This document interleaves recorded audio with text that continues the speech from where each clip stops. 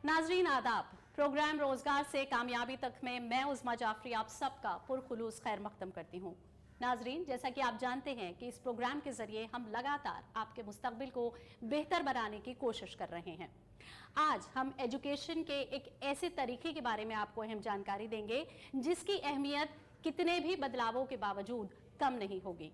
जी हाँ, हम बात कर रहे हैं डिस्टेंस एजुकेशन की। दोस्तों, हमारे मुल्क में बहुत से ऐसे इदारे हैं जो डिस्टेंस एजुकेशन की तालीम देकर नौजवानों के मुस्तकबिल को बेहतर बनाने की कोशिश कर रहे हैं।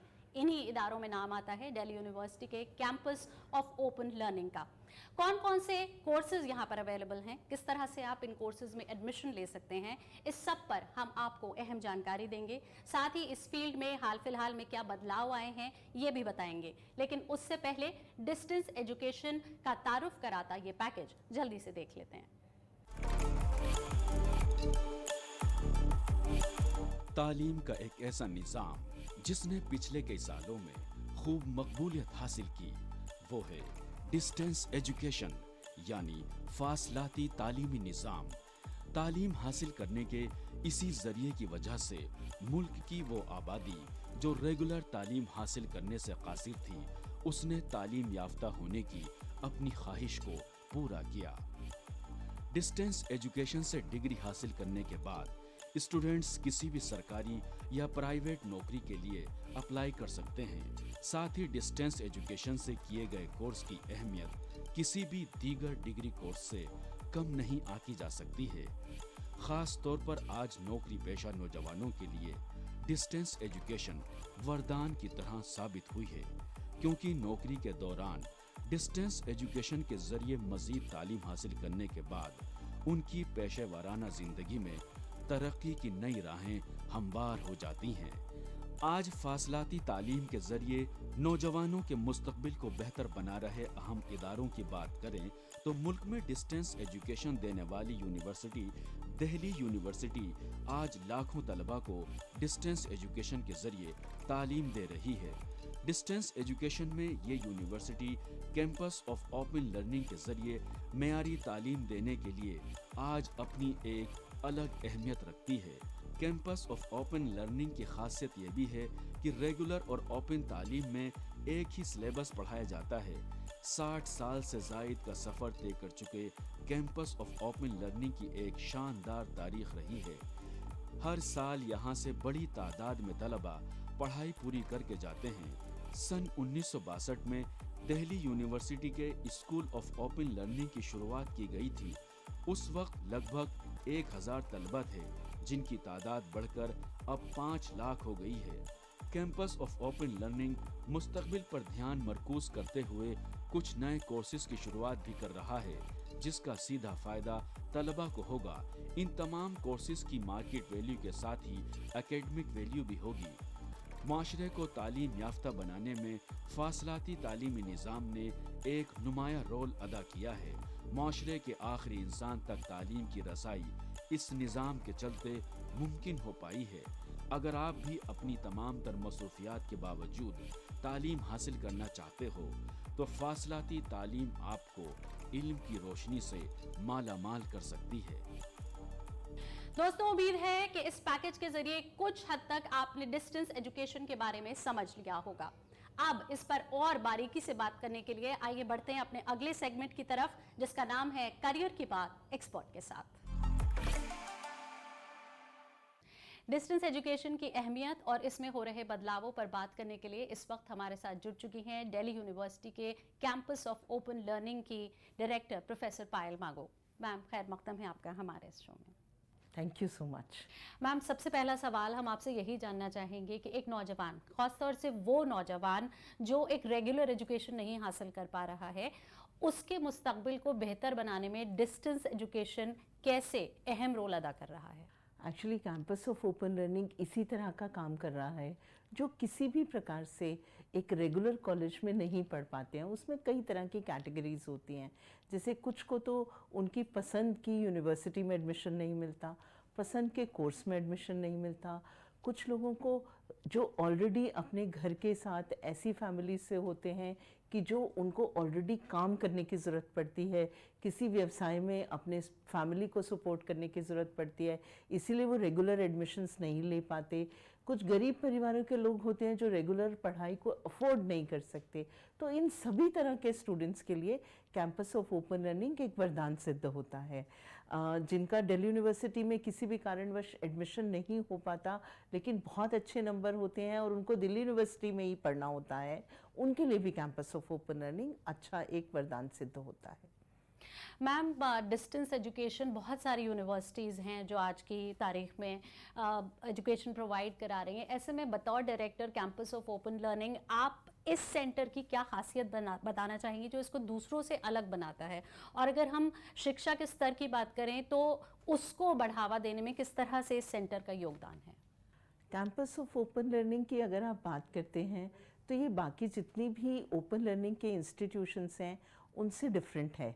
एक तो जब ओपन लर्निंग और डिस्टेंस लर्निंग की बात शुरू हुई, जिसको पहले कॉरेस्पॉन्डेंस कोर्स कहा जाता था, तो 1962 में पहला इंस्टीट्यूट भारतवर्ष का दिल्ली यूनिवर्सिटी में as school of correspondence course के उसमें आया। और उसके बाद में ओपन यूनिवर्सिटीज़ बहुत जगह पे आई, पर ये भारतवर्ष का पहला ओपन एंड डिस्टेंस लर्निंग का इंस्टीट्यूट है। पहली बात तो ये है। दूसरा, जो आपने स्तर की बात की, तो दिल्ली विश्वविद्यालय का जो स्तर है उसी के हिसाब से यहाँ पूरी पढ़ाई होती है। जो दिल्ली विश्वविद्यालय के अंदर जिस तरह का सिलेबस है, वही syllabus campus of open learning के स्टूडेंट्स को भी दिया जाता है। जिस तरह के एग्जामिनेशन पेपर्स जो दिल्ली यूनिवर्सिटी के किसी भी एक स्टूडेंट के लिए आते हैं, रेगुलर मोड के स्टूडेंट के लिए, वही एग्जामिनेशन के पेपर्स हमारी कैंपस ऑफ ओपन लर्निंग के स्टूडेंट्स भी उन्हीं क्वेश्चंस को आंसर करते हैं। और उनको पढ़ाने के लिए लगभग साल में 7 महीने हम पर्सनल कॉन्टैक्ट क्लासेस लेते हैं, जो कि अलग अलग जगह पे सेंटर्स हैं। करीब 50 सेंटर्स हैं जो दिल्ली यूनिवर्सिटी के कॉलेजेस में ही हैं, और रेगुलर कॉलेज में टीच करने वाले जो इनके पास एक्सपीरियंस भी है और फ्रेशर्स भी, वो उन स्टूडेंट्स को पढ़ाते हैं। तो इसलिए जो स्तर है वो बिल्कुल दिल्ली विश्वविद्यालय के जो फिजिकल मोड में पढ़ने वाले स्टूडेंट्स हैं, जो रेगुलर मोड में पढ़ने वाले स्टूडेंट्स हैं, उनके बराबर का स्तर होता है। और अंत में जो डिग्री मिलती है वो बहुत इम्पॉर्टेंट है कि क्योंकि वो डिग्री भी दिल्ली विश्वविद्यालय की होती है। मैम, आपने यहाँ पे सिलेबस की बात करी है। अगर अब हम कोर्सेज की बात करें तो क्या जितने कोर्सेज दिल्ली यूनिवर्सिटी के कॉलेजेस में पढ़ाए जाते हैं वो सभी कोर्सेज यहाँ पे पढ़ाए जाते हैं? और अगर हम क्लासेस की बात करें तो कब कब ये क्लासेस होती हैं, और जो नौजवान हैं वो कैसे इन कोर्सेज में एंट्री ले सकते हैं? सबसे पहले तो जो कोर्सेज़ आपने बात की कि सारे दिल्ली यूनिवर्सिटी के कोर्सेज़ हैं, वो सारे दिल्ली यूनिवर्सिटी के कोर्सेज़ नहीं हैं, क्योंकि कुछ कोर्सेज़ में रिस्ट्रिक्शन है। जैसे साइंस के कोर्सेज़ हैं जिसमें रेगुलर प्रैक्टिकल लैब्स होती हैं, वो courses campus of open learning में अभी उसको स्टार्ट नहीं किया गया है, और उसका मैंडेट भी हमारे पास ऐसा नहीं है। हमारे पास जो इनिशियल कोर्सेज़ थे वो थे BA, BCom pass, English honours और political science honours, Hindi honours. इसी तरह से MA के कोर्सेज़ भी history honours, history MA in history, MA in Hindi, BCom, MCOM जो पोस्ट ग्रेजुएशन कोर्सेज़ थे। लेकिन अभी रिसेंटली इसी सेशन से 22-23 के सेशन से हम कुछ नए कोर्सेज़ शुरू कर रहे हैं। उसमें है BSc honours mathematics, BA honours economics, और ये दोनों ही कोर्सेज दिल्ली विश्वविद्यालय के मोस्ट सॉट आफ्टर कोर्सेज हैं। इसके अतिरिक्त कुछ प्रोफेशनल कोर्सेज शुरू कर रहे हैं, जिसमें है bachelor in business administration FIA, financial administration, and bachelor in management studies BMS, MBA हम प्रोफेशनल्स के लिए भी और फ्रेशर्स के लिए दोनों के लिए शुरू कर रहे हैं। Bachelor in library sciences, masters in library sciences, और इसके अतिरिक्त बहुत सारे डिप्लोमा कोर्सेज जो कि स्किल ओरिएंटेड कोर्सेज हैं, वो इसी साल से आरंभ हो जाएंगे। जी मैम, मैं डिप्लोमा कोर्सेज पे आने ही वाली थी। तो उनका जो ड्यूरेशन होता है डिप्लोमा कोर्सेज का, वो जाहिर सी बात है कि छोटा होता होगा डिग्री कोर्सेज से। तो कौन कौन से वो छोटे डिप्लोमा कोर्सेज हैं जिनसे यहाँ पर बच्चे मुस्तफ़ीद हो सकते हैं? कुछ तो ऑलरेडी हमारे एग्जिस्टिंग डिप्लोमा कोर्सेज हैं, जैसे ग्राफिक डिज़ाइनिंग है, फैशन डिज़ाइनिंग है, एंटरप्रेन्योरशिप है, जो कि 3-3 महीने के 4-4 महीने के कोर्सेज ऑलरेडी हमारे यहाँ चलते हैं। अभी जो नए कोर्सेज हम शुरुआत करने जा रहे हैं उनका भी एफिलिएशन दिल्ली यूनिवर्सिटी के साथ है। उनको दिल्ली यूनिवर्सिटी की एसी और ईसी ने अप्रूव किया है। ये 1 ईयर के कोर्सेज हैं, जैसे diploma in journalism and mass communication, PGD land, that is post graduate diploma in library automation services. एक जो डिप्लोमा और हम शुरू करने के लिए जा रहे हैं वो है diploma in data sciences, and एक डिप्लोमा है डिप्लोमा इन मशरूम कल्टीवेशन। तो इस तरह के जो हैंड्स ऑन, जिससे वो मार्केट ओरिएंटेड डिप्लोमास हैं और उनको जॉब्स मिल सके, इस तरह के डिप्लोमास हम शुरू करने के लिए इस साल से। मैम, जॉब्स की हम यहाँ पे बात कर रहे हैं, तो जो एक नौजवान दिल्ली यूनिवर्सिटी से रेगुलर पढ़ाई करके उसने 3 साल के बाद एक डिग्री हासिल करी है, और एक नौजवान जिसने डिस्टेंस लर्निंग से डिग्री हासिल किया, अगर हम जॉब की बात करें तो जब वो मार्केट में जॉब के लिए उतरते हैं तो क्या दोनों के सर्टिफिकेट की वैल्यू सेम होती है और दोनों को एक ही तरह की जॉब ऑफर्स मिलती हैं? बिल्कुल, सर्टिफिकेट की वैल्यू सेम होती है। जो डिग्री एक रेगुलर कोर्स के स्टूडेंट को मिलती है वही सेम डिग्री ओपन लर्निंग के स्टूडेंट को मिलती है। कैंपस ऑफ ओपन लर्निंग के स्टूडेंट के दोनों की डिग्री में कोई भी फ़र्क नहीं होता है, और फ़र्क भी इसलिए नहीं होता क्योंकि उसका सिलेबस, उसका एग्जामिनेशन पैटर्न, उसका conduct of examination is done by university of Delhi. University of Delhi का जो सिलेबस है वही फॉलो होता है, एग्जामिनेशन पैटर्न भी और एग्जामिनेशन असेसमेंट भी यूनिवर्सिटी ऑफ दिल्ली ही करती है। तो और जो हमारे पोस्ट ग्रेजुएट कोर्सेज हैं जैसे एमकॉम है, उसका तो जो एडमिशन है वो भी दिल्ली यूनिवर्सिटी के डिपार्टमेंट्स ही हमें करके देते हैं और वही उसको मेंटोर करते हैं। तो कोई उसका ना जॉब में कोई डिफ़िकल्टी आती है और ना ही उसका सर्टिफिकेट डिफरेंट होता है, same certificate is issued. Ma'am, सारी चीज़ें एक सी हैं, आपने बताया। अब एंट्रेंस टेस्ट स्टार्ट हो गए हैं कॉलेजेस में एडमिशन लेने के लिए। पहले ऐसा नहीं होता था, मेरिट बेसिस पे बोर्ड्स के रिजल्ट्स पे ये एडमिशन्स होते थे। तो क्या ओपन लर्निंग में भी एडमिशन के लिए एंट्रेंस टेस्ट हैं? नहीं, ओपन लर्निंग में एडमिशन के लिए एंट्रेंस टेस्ट नहीं है, लेकिन हमारे कुछ क्राइटेरियाज हैं। और वो टेस्ट भी इसलिए नहीं है क्योंकि हम एजुकेशन को वाइडर पब्लिक तक लेकर जाना चाहते हैं। तो हमारे पास सीट की रिस्ट्रिक्शंस बहुत सारे कोर्सेज में नहीं है, तो उसके लिए फिर एंट्रेंस टेस्ट की ज़रूरत नहीं है। लेकिन कुछ बेसिक क्राइटेरियाज हैं, जैसे पासिंग परसेंटेज है बीए प्रोग्राम के लिए। अगर बीए प्रोग्राम में कोई भी आना चाहता तो बेसिक उसने 12th किसी रिकग्नाइज्ड बोर्ड से पास किया हो तो वो आ सकता है। लेकिन जैसे बीकॉम है उसमें 60% की एक रिक्वायरमेंट है, इंग्लिश ऑनर्स है उसमें 65% की रिक्वायरमेंट है, उसमें इंग्लिश में आपके 75% मार्क्स होने चाहिए। इसी तरह से जो बाकी के भी कोर्सेज हैं उसमें कुछ कुछ रिक्वायरमेंट्स हैं, बट टेस्ट बेस्ड नहीं है। आप डायरेक्ट एडमिशन, अगर आप उस एलिजिबिलिटी को फिलअप करते हैं तो आप उसमें डायरेक्ट एडमिशन ले सकते हैं। मैम, अब जब कि नई एजुकेशन पॉलिसी लागू होने जा रही है 2023 से हमारे देश में, तो ऐसे में आप डिस्टेंस एजुकेशन लर्निंग और एनईपी के मुस्तकबिल को किस तरह से देखती हैं, और क्या कुछ बदलाव हम एनईपी की वजह से डिस्टेंस लर्निंग में देख सकते हैं आने वाले दिनों में? कोरोना के बाद तो आने वाली जो शताब्दी है वो ब्लेंडेड लर्निंग की है, और ब्लेंडेड लर्निंग ही जो हमारे देश में एजुकेशन को स्प्रेड करने का वॉल्यूम होना चाहिए, उसका एक सॉल्यूशन हो सकता है। तो अभी जो कैंपस ऑफ ओपन लर्निंग कर रहा है वो भी एक तरह से ब्लेंडेड एजुकेशन ही है, और जो फिज़िकल क्लासेस जहाँ यूनिवर्सिटी में हो रही हैं वो भी कहीं ना कहीं जो ब्लेंडेड लर्निंग है उसके साथ में मर्ज कर जाएंगी। अभी यूजीसी ने कहा है कि 40% आपको ऑनलाइन एजुकेशन कर सकते हैं किसी भी कोर्स के अंदर, तो उसके लिए फिर कैंपस ऑफ ओपन लर्निंग बहुत इम्पॉर्टेंट साबित होगा। I will give you an example. अभी एक हमारा कोर्स जो एनईपी नया बन रहा है उसके करिकुलम में एईसीसी का कोर्स होता है, एबिलिटी एनहांसमेंट कोर्स।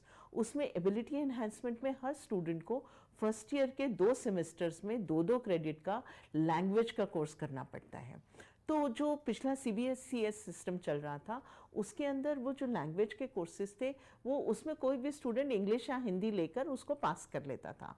अभी उसमें से जितनी भी शेड्यूल की लैंग्वेजेस हैं, जो भारतवर्ष के शेड्यूल में सारी लैंग्वेजेस उसमें पढ़ाई जा सकती हैं और स्टूडेंट उनको ऑप्ट कर सकता है। उसको फ्रीडम है कि मान लीजिए केरला का स्टूडेंट है, उसको मलयाली पढ़नी है तो मलयाली भी पढ़ सकता है, लेकिन उसको लगता है कि मुझे तो मलयालम आती है और मैं हिंदी भाषी क्षेत्र में जा रहा हूँ तो मुझे हिंदी आनी चाहिए, तो वो जो बेसिक एबिलिटी एनहांसमेंट है वो हिंदी भी पढ़ सकता है।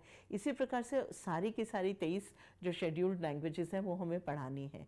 तो किसी भी कॉलेज के अंदर 23 लैंग्वेजेस पढ़ाई नहीं जा सकती, तो वो कहीं ना कहीं कैंपस ऑफ ओपन लर्निंग का जो इंफ्रास्ट्रक्चर है, जो उसका ऑनलाइन पैटर्न है, जिस तरह से हम टीचर्स को प्रोवाइड करते हैं, जिस तरह से हम पर्सनल कॉन्टैक्ट क्लासेस चलाते हैं, तो this can provide a solution for that. Ma'am, भाषाओं की यहाँ पे बात हो रही है, तो क्या हम अपनी देश की भाषाओं के अलावा इंटरनेशनल भाषाओं पे भी यहाँ से कोर्सेज कर सकते हैं? जैसे कि आजकल स्कूल लेवल पे हम देखते हैं कि बच्चों को बहुत सारे ऑप्शंस दिए जा रहे हैं भाषाओं के, स्पेनिश, जर्मन, फ्रेंच, तो क्या वो एक पर्टिकुलर कोर्सेज इन अलग प्राइवेट इंस्टीट्यूट्स में जाने के बजाय एक स्टूडेंट यहाँ से कर सकता है? आपने बहुत अच्छा क्वेश्चन पूछा।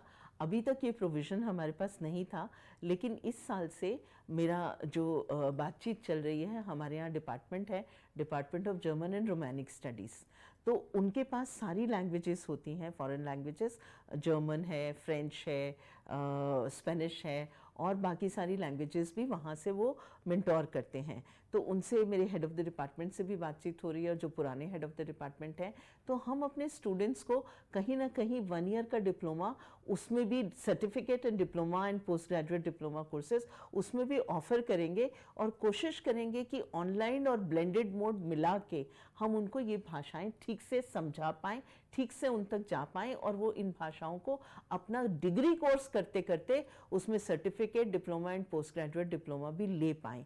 तो इनिशियली जो स्टार्ट करने का हमारा है वो है स्पेनिश से, जर्मन से एंड फ्रेंच से। मैम, इतने सारे बदलाव डिस्टेंस लर्निंग में आ रहे हैं, कारण बहुत सारे हैं, पोस्ट कोविड या फिर अगर हम एनईपी की बात करें, तो इतने बदलावों के बाद करियर के इम्कानात एक नौजवान के लिए किस तरह से बढ़ जाते हैं? कैरियर अपॉर्चुनिटीज़ तो बहुत सारी बढ़ती हैं, क्योंकि अगर आप देखेंगे तो डिस्टेंस लर्निंग में आने वाले स्टूडेंट्स बहुत कुछ ना कुछ अपना अलग से कर रहे होते हैं, तो जो वो कर रहे होते हैं उसके साथ में उनको डिग्री भी अर्न करनी पड़ती है, तो उनकी कैपेबिलिटीज़ वैसे भी बहुत ज़्यादा होती हैं। मैं तो कहूँगी जो डिस्टेंस लर्निंग में आके यहाँ पर पूरी डिग्री कर लेते हैं और उसके साथ में बहुत सारे छोटे छोटे कोर्सेज करते हैं, कुछ वैल्यू एडिशन कोर्सेज करते हैं, कुछ लोग अपने बिजनेसेस में, फैमिली बिजनेसेस में लगते हैं, तो उनके लिए ये जो अपॉर्चुनिटी है बहुत वाइडर अपॉर्चुनिटी है। और दूसरा, जिस तरह से हम अब MBA शुरू करना चाह रहे हैं, तो MBA के साथ में भी एक बहुत बड़ी अपॉर्चुनिटी मिलेगी। जो स्टूडेंट्स हैं उनको दिल्ली यूनिवर्सिटी से MBA करने की जो सिलेबस है वो पूरा जो फैकल्टी ऑफ मैनेजमेंट का सिलेबस है और एग्जामिनेशन सेम उन्हीं के पैटर्न पे होगा। और अभी हमें ऑल इंडिया AICT से इसका अप्रूवल भी मिल गया है। सिर्फ डिस्टेंस एजुकेशन बोर्ड का अप्रूवल अभी पेंडिंग है, जो कि हमें 15 से 20 दिन में ज़रूर मिल जाएगा। AICT ने इसको अप्रूवल दिया है और उसके बाद जो हम MBA शुरू करेंगे वो डेफिनेटली स्टूडेंट्स को अच्छी जॉब्स देगा। इसके साथ में मैनेजमेंट के अंडर ग्रेजुएट कोर्सेज भी, BBA और BMS वो भी शुरू कर रहे हैं, वो भी स्टूडेंट्स को अच्छी जॉब मार्केट के उस हिसाब से डेवलप करेगा। मैम, बतौर director campus of open learning, इस सेंटर को पहचान दिलाना आपकी एक बड़ी जिम्मेदारी बन जाता है। ऐसे में आप इसको किस तरह से एक चैलेंज की तरह देखती हैं, और साथ ही अगर हम आगे की योजनाओं की बात करें तो बतौर डायरेक्टर आपकी क्या प्लानिंग है डिस्टेंस एजुकेशन को बेहतर से बेहतरीन बनाने के लिए? बहुत अच्छा आपने क्वेश्चन पूछा मुझसे। इनफैक्ट मैं अपनी एजुकेशन मेरी पूरी रेगुलर मोड में हुई है और जब मुझे इसकी ज़िम्मेदारी दी गई तो मुझे करीब 2 महीने तो लगे इसको पूरी तरह से समझने में, इसका स्ट्रक्चर समझने में, किस तरह से हम इतने सारे स्टूडेंट्स को हैंडल करते हैं। जो रेगुलर मोड में दिल्ली यूनिवर्सिटी के पास 1.7 लाख स्टूडेंट्स होते हैं, हमारे पास 3.5 लाख स्टूडेंट्स होते हैं। और जो हमारा इंफ्रास्ट्रक्चर है, लिटरली हम लोग एक्चुअली वर्चुअल मोड में और थोड़े से लोगों के साथ हम इतने सारे स्टूडेंट्स को हैंडल करते हैं। सबसे इम्पॉर्टेंट है कि इतने सब स्टूडेंट्स के लिए technology is very very important. तो टेक्नोलॉजिकली हम काफ़ी साउंड हैं। हमारी जो कोरोना टाइम में क्लासेस हो रही थी वो गूगल टीम्स पे हो रही थी, जिसमें करीब 20,000 स्टूडेंट एक साथ जुड़ जाते थे और छोटे छोटे ग्रुप्स बना के भी उसमें क्लासेस होती थी। और जितना भी हम अब अपने स्टूडेंट्स को देने की कोशिश कर रहे हैं वो एक इंटरनेशनल जिस तरह से एजुकेशन दी जाती है ऑनलाइन मोड में, उसको कोशिश कर रहे हैं एक पूरा प्लेटफॉर्म बनाने की। और उस प्लेटफॉर्म के ऊपर हर स्टूडेंट की प्रोग्रेस रिकॉर्ड होगी, उसको अपना कंटेंट पढ़ने के लिए मिलेगा, कंटेंट सुनने के लिए मिलेगा। अगर कोई स्टूडेंट किसी समय पे काम कर रहा है और वो पढ़ नहीं सकता, लेकिन कहीं भी ट्रैवल करते हुए कुछ काम करते हुए उस कंटेंट को पॉडकास्ट की फॉर्म में सुन सकता है। उसके बाद में उसको उसी कंटेंट से रिलेटेड वीडियो लेक्चर्स मिलेंगे, क्विज़ मिलेगी, उसकी असेसमेंट होगी और वो असेसमेंट उसके एग्जामिनेशन के साथ में रिकॉर्ड की जाएगी। वो प्लेटफॉर्म उसकी पीयर लर्निंग का काम भी करेगा। किसी को कुछ पूछना है तो इतने सारे उसके पीयर्स वहाँ पर हैं, जैसे ही वो वहाँ लिखेगा तो उसको बहुत सारे आंसर्स मिलेंगे और उसको मॉडरेट करने के लिए एक टीचर होगा कि which is the best answer. तो इस तरह से एक जो इंटरनेशनल लेवल की एजुकेशन है हम उस स्टूडेंट को दे पाएंगे, एक इफ़ेक्टिव एजुकेशन टेक्नोलॉजी के माध्यम से दे पाएंगे। मैम, यहाँ पे आपने कोरोना की बात करी, तो ऑनलाइन क्लासेस जैसे सबकी चल रही थी वैसे डिस्टेंस लर्निंग की भी चल रही थी, आपने बताया। अगर हम एग्जामिनेशंस की बात करें तो एग्ज़ाम्स को कैसे मैनेज किया गया कोरोना काल में, और अब जबकि हम पोस्ट कोविड हालात में आ गए हैं, अब सब कुछ नॉर्मल हो रहा है, तो डिस्टेंस लर्निंग कैसे वापस अपनी नॉर्मलसी पर लौट रही है? एग्ज़ाम्स जैसे मैंने आपको पहले बताया, जो दिल्ली यूनिवर्सिटी जिस तरह से एग्जामिनेशन पैटर्न डिसाइड करती है तो कैंपस ऑफ ओपन लर्निंग भी उसी तरह से एग्जामिनेशन पैटर्न डिसाइड करता है। तो जब कोरोना पीरियड में ओबी का एग्ज़ाम चल रहा था, ओपन बुक एग्ज़ाम ऑनलाइन, तो वैसे ही डिस्टेंस एजुकेशन का भी ओपन बुक एग्ज़ाम चल रहा था। उसका असेसमेंट भी वैसे ही हो रहा था जैसे दिल्ली यूनिवर्सिटी का होता था। और अब जब कोरोना पीरियड ख़त्म हो गया है तो दिल्ली यूनिवर्सिटी का जब एग्ज़ाम होता है रेगुलर मोड का, उसी के साथ में कैंपस ऑफ ओपन लर्निंग के स्टूडेंट्स का रिस्पेक्टिव जो उनके सब्जेक्ट्स हैं सेम एग्ज़ाम उनका भी होता है। तो it is going on the same pattern as of university of Delhi. Ma'am, हम बात कर रहे हैं यहाँ पर डिस्टेंस एजुकेशन की अपने देश में। अगर अब हम बात करें इंटरनेशनल लेवल पे, तो जो बाहर के देशों में डिस्टेंस लर्निंग एजुकेशन दी जाती है उसका स्तर और हमारे देश में दी जा रही डिस्टेंस एजुकेशन लर्निंग का स्तर आप किस तरह से देखती हैं? क्या एक ही स्तर पर हैं दोनों, या फिर कुछ इम्प्रूवमेंट की ज़रूरत है हमारे देश में?